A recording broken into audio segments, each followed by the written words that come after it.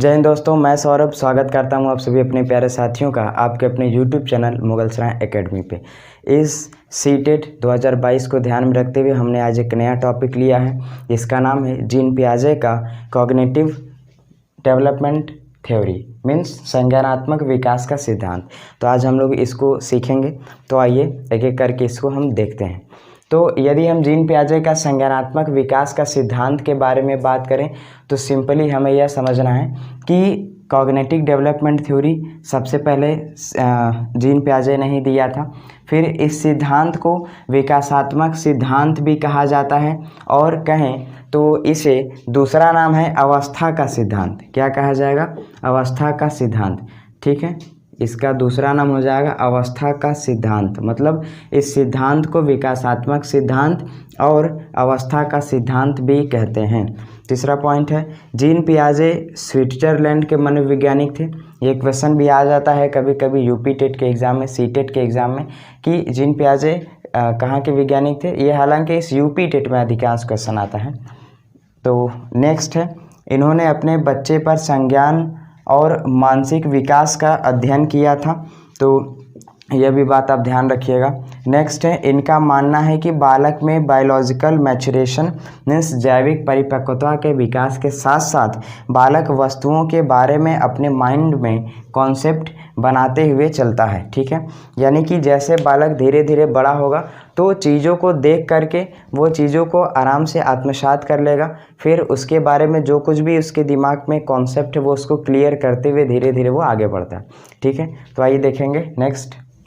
Gene पियाजे मानते हैं कि बच्चे सक्रिय ज्ञान निर्माता तथा नन्हे वैज्ञानिक हैं जो संसार के बारे में अपने सिद्धांतों की रचना करते हैं। ठीक है, तो आप यहाँ पे दो बात ध्यान रखिएगा कि जीन पियाजे हमेशा बच्चों को सक्रिय ज्ञान निर्माता मानते हैं। ठीक है, ये बात हमेशा आपको ध्यान रखना है। दूसरा, वो बच्चे को हमेशा नन्हे विज्ञानी के रूप में देखते हैं।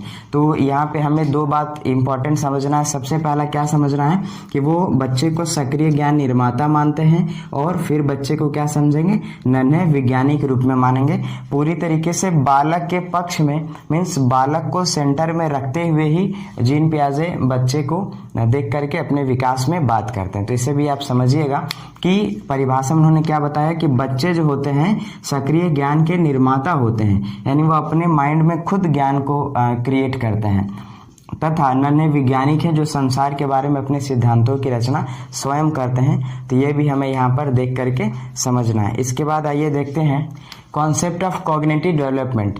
ठीक है, इसमें आएगा सबसे पहला एडाप्टेशन। एडाप्टेशन को हिंदी में कहेंगे अनुकूलन, या फिर इंग्लिश में देखें तो एडाप्टेशन में एक वर्ड छुपा है एडाप्ट। एडाप्ट करना मीन्स वातावरण के अनुसार अपने आप को ढालना अनुकूलन कहलाता है या फिर एडाप्टेशन कहलाता है। ठीक है, अनुकूलन की दो प्रक्रिया होती है। सबसे पहली प्रक्रिया में हम देखेंगे कि एसिमिलेशन आता है। एसिमिलेशन को हिंदी में कहते हैं आत्मसात्करण। आत्मसात्करण अर्थात पूर्व ज्ञान को नए ज्ञान के साथ जोड़ना आत्मसात करण कहलाता है। ठीक है, क्या समझेंगे? एसिमिलेशन को हिंदी में कहेंगे आत्मसात्करण अर्थात पूर्व ज्ञान को नए ज्ञान के साथ जोड़ना आत्मसात्करण कहलाता है। जैसे आप समझिए, आपको पहले साइकिल चलाना आता था लेकिन फिर आप स्कूटी चलाना सीखते हैं या बाइक चलाना सीखना चाहते हैं, तो आप पूर्व ज्ञान अर्थात साइकिल चलाने के ज्ञान को स्कूटी चलाने में जोड़ करके अब चीज़ों को आप आत्मसात कर चुके हैं, एसिमिलेट कर चुके हैं। तो आपको स्कूटी चलाने में ज़्यादा मेहनत नहीं करनी पड़ेगी और आप पूर्व ज्ञान को नए ज्ञान के साथ जोड़ करके आपने उसमें क्या कर लिया? आत्मसात कर लिया या फिर एसिमिलेट कर लिया चीज़ों को। तो अब आपको स्कूटी चलाना आ जाएगा। ठीक है, तो यही क्या कहलाएगा? आत्मसात्करण कहलाएगा, एसिमिलेशन कहलाएगा। अर्थात पूर्व ज्ञान को नए ज्ञान के साथ जोड़ना क्या कहलाता है? एसिमिलेशन कहलाता है। फिर अनुकूलन एडॉप्टेशन के दूसरी प्रक्रिया में दूसरा आता है एकोमोडेशन। एकोमोडेशन को हिंदी में कहते हैं समायोजन। क्या कहेंगे? समायोजन मीन्स पूर्व ज्ञान में परिवर्तन करके वातावरण के साथ तालमेल बैठाना समायोजन कहलाता है। समझिएगा कि पूर्व ज्ञान में परिवर्तन करके वातावरण के साथ तालमेल बैठाना है। यहाँ पे तालमेल बैठाने को क्या कहेंगे? समायोजन कह लेंगे या फिर समायोजित करता है चीज़ों के। जैसे समझिए, बालक के दिमाग में संज्ञान में कुत्ते को देख करके एक स्कीमा फिट है, तो अब वह बैठे हुए बिल्ली को देखता है तो दूर से देख करके वो कोशिश करता है, समायोजित करने की कोशिश करता है कि वो बिल्ली उसको कुत्ता समझ में आता है। क्यों? क्योंकि वहाँ पे वो सोचेगा कि उसके भी 4 पैर, इसके भी 4 पैर, तो वहाँ पे अब क्या कर रहा है बालक, वो बालक अपने पूर्व ज्ञान में परिवर्तन करके उस वातावरण के अकॉर्डिंग अपने आप को तालमेल बैठा करके अपने ज्ञान में समायोजित करने की कोशिश कर रहा है, एकोमोडेट कर रहा है चीज़ों को। तो यहाँ पर ये क्या कहलाएगा कि यहाँ पे ये समायोजन कहला जाएगा। ठीक है, समझिएगा कि एसिमिलेशन मीन्स पूर्व ज्ञान को नए ज्ञान के साथ जोड़ना, आत्मसातकरण कहलाता है, एसिमिलेशन कहलाता है। और सेकंड है एकोमोडेशन मीन्स पूर्व ज्ञान में परिवर्तन करके वातावरण के साथ तालमेल बैठाना समायोजन कहलाता है। क्लियर है बात? तो आइए नेक्स्ट देखते हैं। इक्विलिब्रेशन हिंदी में संतुलन या साम्य धारण, इसमें बालक आत्मसातकरण और समायोजन के बीच संतुलन स्थापित कर पाता है। ठीक है, हम क्या अभी समझें कि इसमें जो बालक है आत्मसातकरण प्लस समायोजन के बीच क्या करेगा तो संतुलन स्थापित कर पाएगा, तो वही हमारा इक्विलिब्रेशन कहलाता है या फिर संतुलन या साम्यधारण कहलाता है। ठीक है, इसके बाद हमारा नेक्स्ट यानी कि थर्ड है जो कि बहुत ही इम्पॉर्टेंट है, सीटेट एग्जाम में अक्सर आते रहता है, तो आप इसे समझिएगा स्कीमा। ठीक है, हिंदी में भी कहते हैं स्कीमा। स्कीमा क्या है? हमारे दिमाग में जो चीज़ें पहले से स्टोर होती हैं तो हम उनका प्रयोग करके किसी विषय के प्रति एक धारणा बना लेते हैं, कॉन्सेप्ट बना लेते हैं, वही क्या कहलाती है? स्कीमा कहलाती है।